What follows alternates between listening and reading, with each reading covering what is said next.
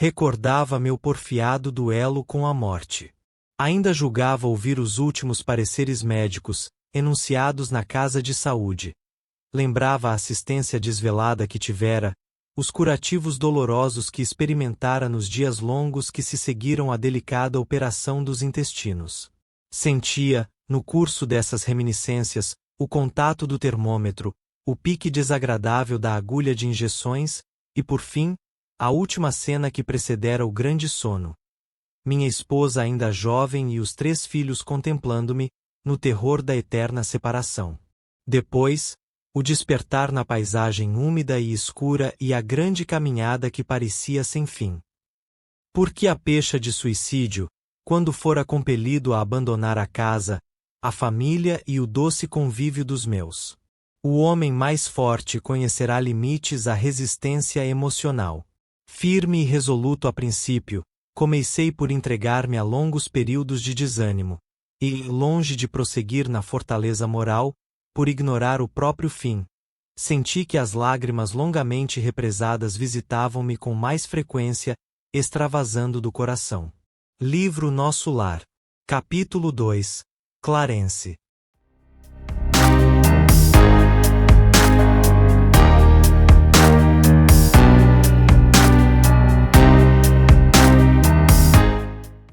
O Dr. André Luiz foi um homem comum.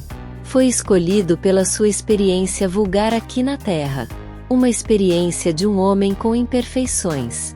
E no livro Nosso Lar ele dá sinais da sua composição familiar, prevendo talvez pela nossa vaidade, a possibilidade de identificá-lo como um homem notável aqui na Terra. Vamos encontrar no decorrer da obra muitos sinais que demonstram ser o Dr. André um homem com uma experiência moral dentro da média terrestre. Morrera após a cirurgia.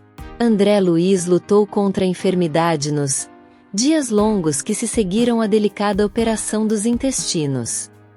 A última cena que precedera o grande sono, minha esposa ainda jovem e os 3 filhos contemplando-me.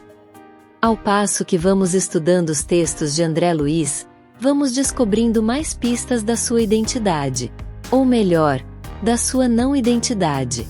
Acredito que o Espírito Emmanuel já sabia que os títulos importantes na Terra poderiam fazer parte de algumas teorias, aqui entre nós. Por isso deixou detalhes da vida ordinária que teve o André Luiz quando encarnado. Há diversas teorias no movimento espírita, às vezes, calorosas, sobre sua identidade. Como se fosse importante para o livro a sua identidade tenha que ser de uma pessoa muito importante. Quiçá, alguns queiram que o André Luiz tenha sido uma figura muito importante da história. Mas a verdade é que o André Luiz entrou no mundo espiritual por baixo mesmo. Temos que entender que Deus age na simplicidade e sem cátedras visíveis, como o próprio André Luiz narra no prefácio do livro.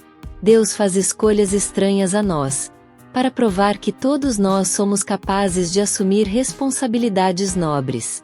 Afinal somos divinos como Jesus asseverou. Olhemos mais pistas que nos indicam que provavelmente o Dr. André Luiz não tenha sido os famosos que alguns querem. 1. Esposa ainda jovem e 3 filhos. 2. Operação nos intestinos. Os mais famosos supostos Dr. André Luiz não se encaixam nestas informações. O Carlos Chagas morreu de infarto do miocárdio, teve 2 filhos homens, que já eram adultos no seu falecimento. Oswaldo Cruz teve 6 filhos e filhas, e desencarnou por insuficiência renal. André Luiz teve 2 filhas e um filho, ainda adolescentes na época do seu desencarne. Por que estamos insistindo no assunto da identidade ou não identidade do André Luiz? Para esclarecer que os benfeitores espirituais muitas vezes escolhem os que não estão aptos aos olhos do julgamento do mundo. O Dr. André Luiz fora escolhido por ser um espírito com experiências genéricas ao encarnado imperfeito no mundo.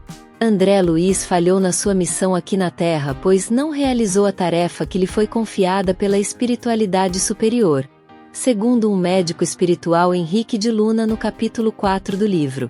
Se Carlos Chagas e Oswaldo Cruz não cumpriram totalmente sua missão, a história nos mostra que boa parte dela logrou êxito. Basta ler suas biografias. Como estamos estudando o livro, vamos nos ater ao conteúdo do livro, confiando que a seriedade nas informações tão graves para a humanidade, com respeito à vida espiritual e à família do André Luiz, que ficará aqui entre os encarnados. Respeitando qualquer opinião contrária dos que têm outras teorias sobre a identidade do espírito André Luiz. Afinal, esta não é uma discussão doutrinária, é simplesmente de identidade, os conteúdos morais que são mais importantes. Lágrimas redentoras. Deus não erra. Teimar em não aceitar os nossos erros, estando no além-túmulo nas zonas inferiores, só prolongará o sofrimento. Buscar entender a razão de ali estar, é o melhor caminho para encontrar subsídios para o arrependimento, facultando a libertação. André Luiz acreditava que fora forçado à morte, sem escolha. Ele desconhecia que viveu procurando antecipá-la. Vícios morais e materiais, comportamentos maldosos com semelhantes lhe abreviaram a vida, obsessões, energias negativas que atraía dos pensamentos alheios, alimentação e bebidas excessivas, suicídio incontestável, como iremos estudar mais tarde. No princípio, ao chegar às regiões escuras, a revolta e a incerteza.